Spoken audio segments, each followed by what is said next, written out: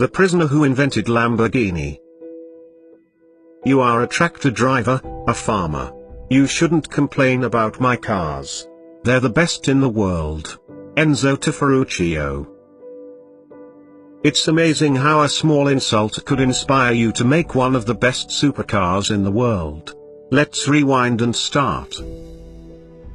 Ferruccio Elio Arturo Lamborghini was born on 28th of April 1916 on a farm of Rinazzo, Italy.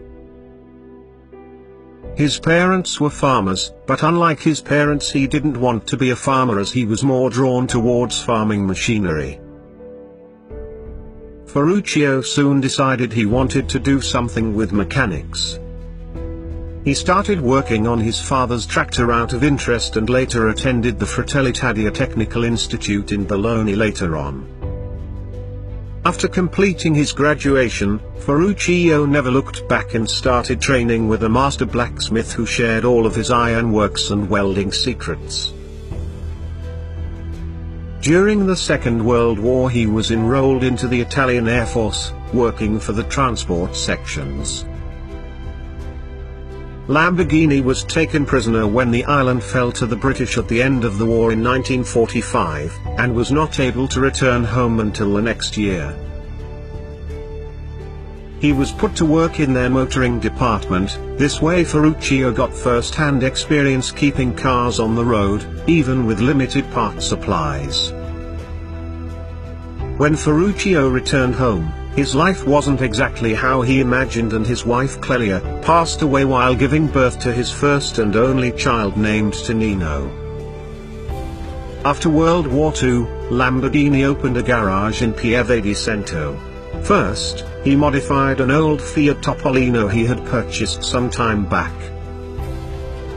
He later used his skills and mechanical abilities to transform city cars into roaring 750cc open-top two-seater and entered the cars in the 1948 Mille Miglia.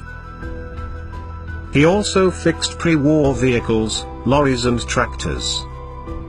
Italy was badly affected by the war and needed to recover desperately.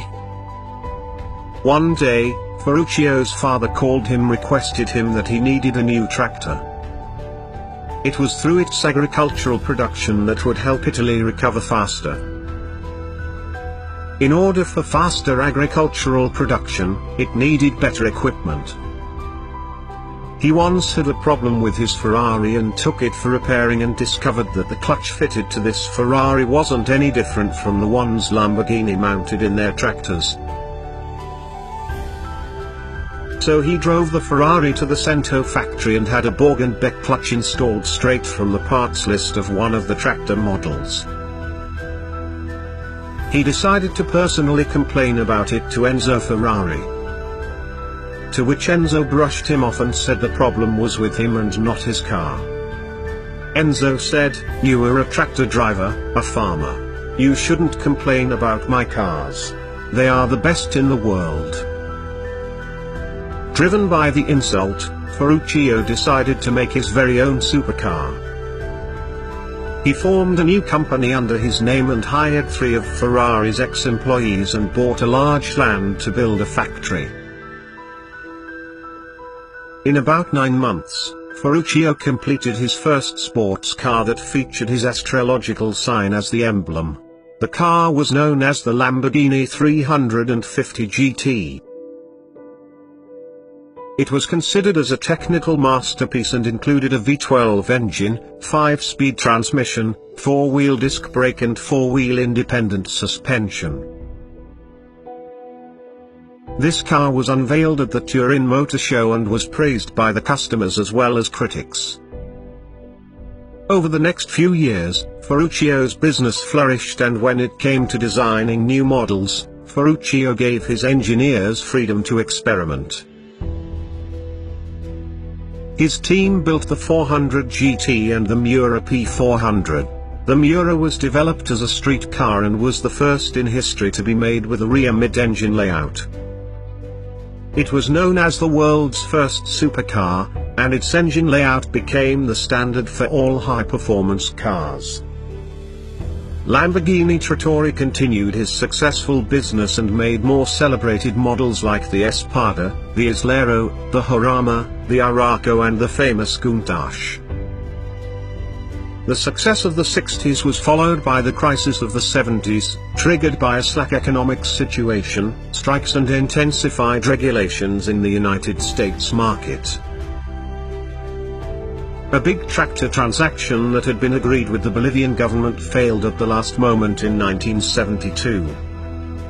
To support his agricultural machinery company, Ferruccio Lamborghini sold 51% of the shares in the motorcar company to the Swiss national Georges Henri Rossetti. 1 year later he sold off the remaining 49% to René Lima, a colleague of Rossetti. At roughly the same time he lost confidence in the tractor business and sold it to the competing Italian Same Group, which continues to manage it up to the present day under the old brand name. Lamborghini kept only the heating segment as well as another newly formed company by the name of Oleodinamica which produced hydraulic valves, and he appointed his son, Tonino, as the manager of this company. He led the life of a prosperous winemaker in Panicarola/Umbria near to the Trasimenic Lake and set up a small private museum. Ferruccio Lamborghini, who all his life had always felt best rolling up his sleeves, returned to his roots. He planted grapes to bottle traditional wines including Sangiovese, Gamay, Ciliegiolo, Merlot, and Cabernet Sauvignon.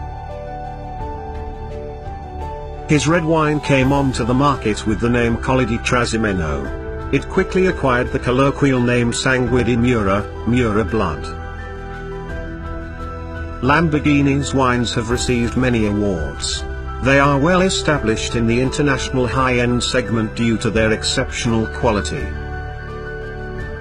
Ferruccio Lamborghini, who was awarded the title Commendatore and knighted Cavaliere del Lavoro, Knight of Work, passed away of a heart attack on February 20, 1993 and was buried in his hometown in Rinazzo.